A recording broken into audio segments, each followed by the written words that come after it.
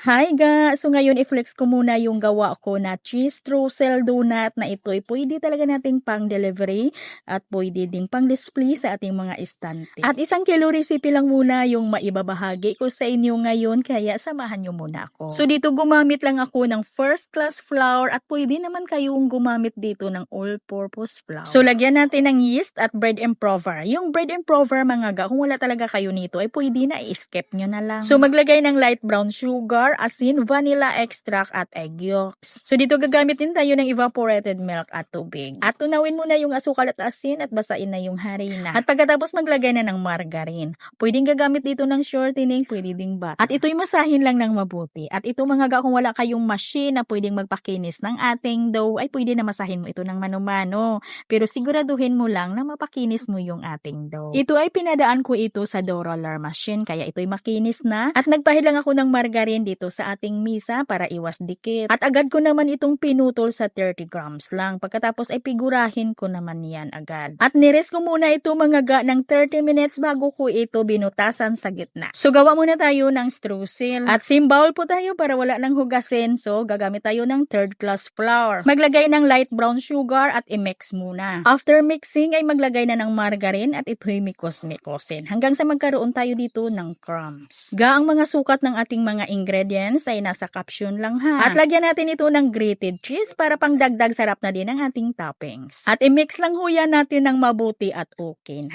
At yung ating mga donut ay basain ko lang ito ng tubig at nang sa ganun ay kakapit dito yung ating streusel. Ay sa pangbasa dito pwede naman kayong gagamit ng evaporated milk imbes na tubig. At halimbawa mga ga na medyo basa na yung inyong mga streusel na parang nagbuo-buo na siya ay pwede nyo lang dagdagan ng another na harina kunti lang at kuskusin lang ulit. At ito'y pinaalsa ko lang ng 1 oras bago ko niluto sa may preheated oven na 180 degrees Celsius sa loob ng 15 minutos. Ayan mga ga, ito'y pang delivery namin at meron din kaming pang display.